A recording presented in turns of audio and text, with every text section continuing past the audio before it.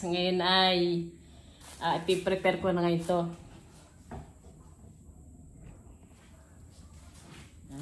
Hinugasan ko na to kaya direct ko na to sa kasirola. Ito na kasirola. Nakatabi na yung mahiwaga ko kasirola.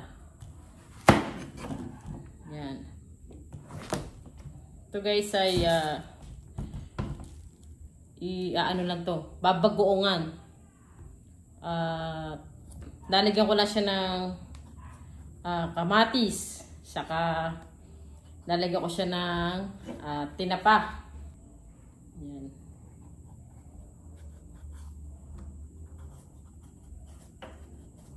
Balatan ko muna.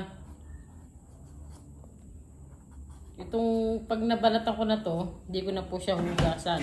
Tatayo muna ko para mabilis. Yan. Pero parang huhugasan ko pa din siya. Kasi madakta pala. Pero hugasan ko siya na hindi ko muna hinihiwa. Kasi magtutubig siya. Kasi itong upo matutubig na po yan. Yan. Pagluluto ko si Sky Official ng upo. Pampababa ng dugo.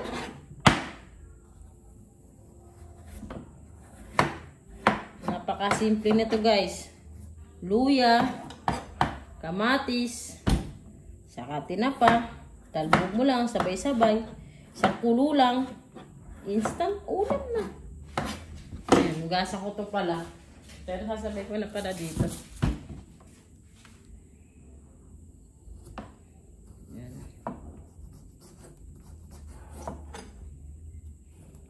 Yung binilang ko po kanina ng gulay, lapit lang yun guys sa amin. Puro 4. Puro 5 kasi kami. Pwede siyang lakarin. Kaya nga lang kasi dito sa amin, sa barangay namin, napakadaming aso sa kalsada.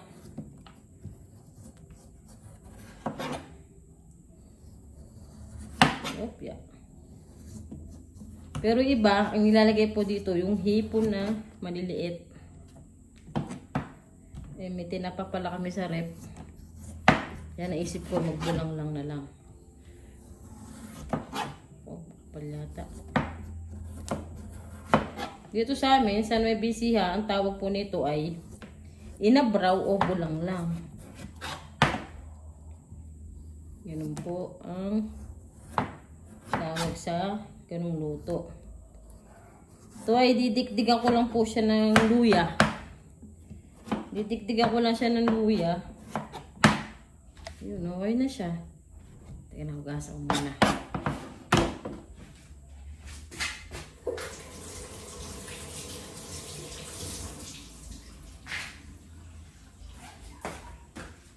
Yan.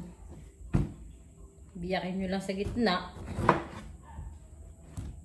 Tapos sa gitna ulit.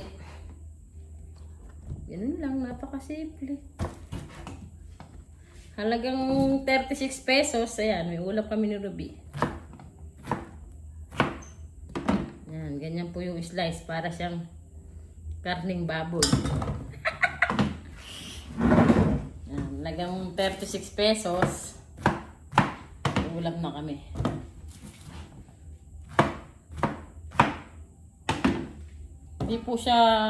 Hindi po maganda yung medyo malaki yung, malitang hiwa kasi pag naluto siya, ay, tagilid yung hiwa.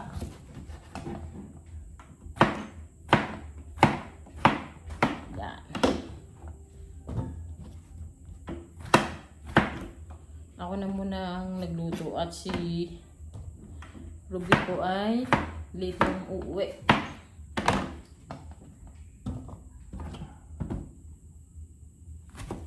Yes, napakasimple, diba? Alam, mainit po sa loob ng kusina namin.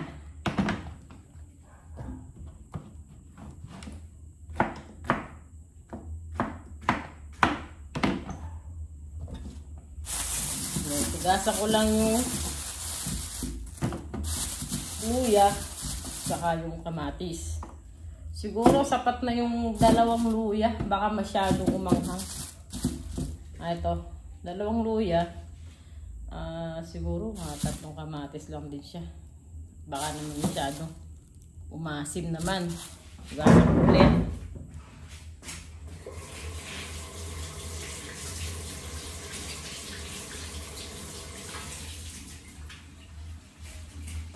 Ayan naman guys ay ito namang kamatis. Tanggalin ko muna ito. Bibiyakin ko muna para baka mamaya ay ayan, goods to. Ayan, titigayin nyo lang to ganito. Ayan o. Tigayin nyo lang na ganyan. Biyakin muna natin kamatis at baka may bantay. Masama sa luto. Ayan. Mas maganda yung pinipiga para labas yung katas talaga ng kamatis. Pag kasi ini-slice mo lang siya, hindi siya masyado ano. Ayan. Ganyan naman talaga pamamaraan sa mga nabraw. Ayan, tanggalin lang natin yung mga dulo-dulo. Pero hinugasan ko na yan. Ito guys, hindi ko na siya babalatan kasi hinugasan ko naman na. Didikdikin lang to. Ayan.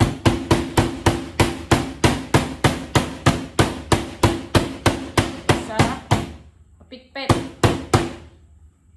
Ayan. Ayan, ganyan lang. Dalawain natin para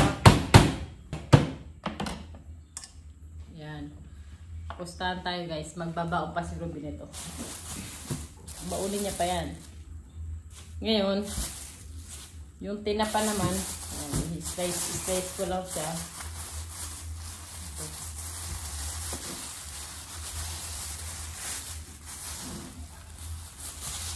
Kaysa tinapa, medyo may kaartihan ako.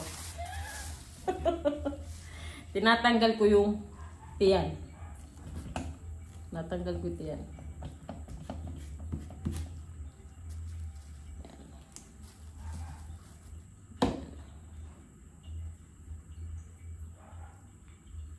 Yun.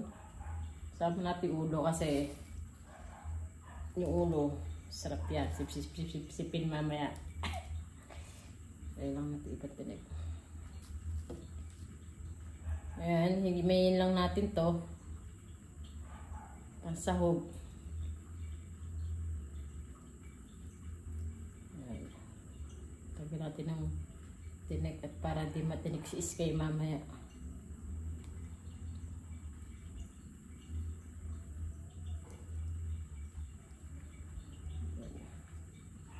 Ayan, ganyan lang po. Ay, naku, napakasarap nito guys. Ang inabraw na upo. Mas masarap nga nito kung ang ilalagay ay yung hipon po na yung maliliit na hipon po. Eh, dahil nga may tinapa kami sa rep. May 2 piraso. Ayan, yun na lang sinuhog ko. Ayan, malinis po yung aking kamay. Kaya safe mamaya si Iskay kumain dito.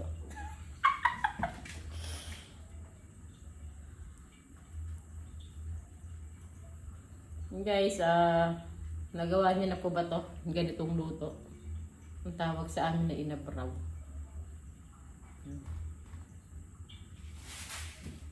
Ayan guys, oh. O, diba? Para siyang puno, pero mamaya po, konti lang yan. Kasi, ano yung upo. Ipit yan.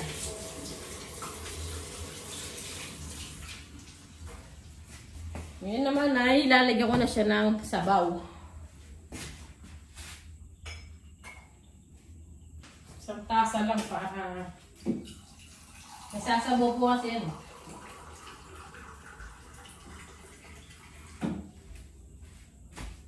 Ayan, so, isang tasa lang yung ilalagay kong sabaw kasi yung upo, nasasabaw po yan.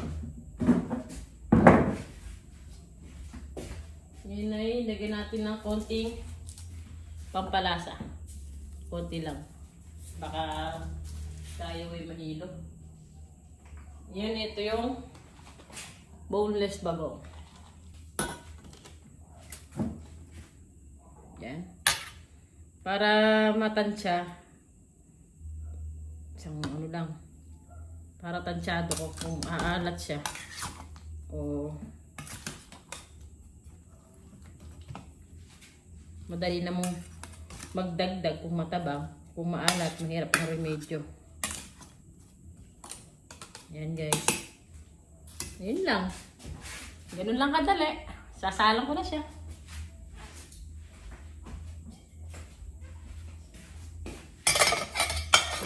Sa kulo lang to guys. May ulam na kami.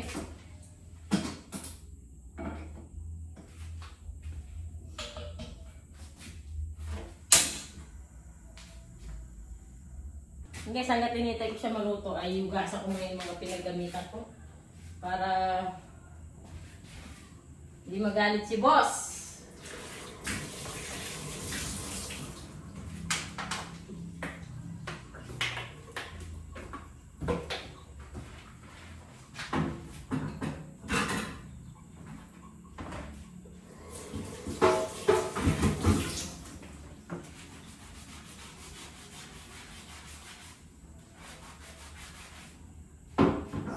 Lang po sa atin lang po ito. Tigasin po talaga ako. Ako po ay tigasay, tigaluto, tigalinis, tigasundo, tigate. Diba? Tigasin ako guys. Kasi kaya po ako halos hindi ko na pinagagawa si Ruby kasi siya po ay halos 12 hours sa duty sa work niya. Ako naman po nawalan ako ng trabaho kaya ako na muna yung gumagawa sa bahay namin. Dalawa lang naman po kami dito kaya hanggat wala akong trabaho ako na yung gumagawa. Ayan. Hindi ko na masyadong pinapagawa si Boss Ruby. At 12 hours na po kasi siyang naka-duty. Wawa naman si boss, di ba? Guys, ang kulo lang to. Guys, ayan na.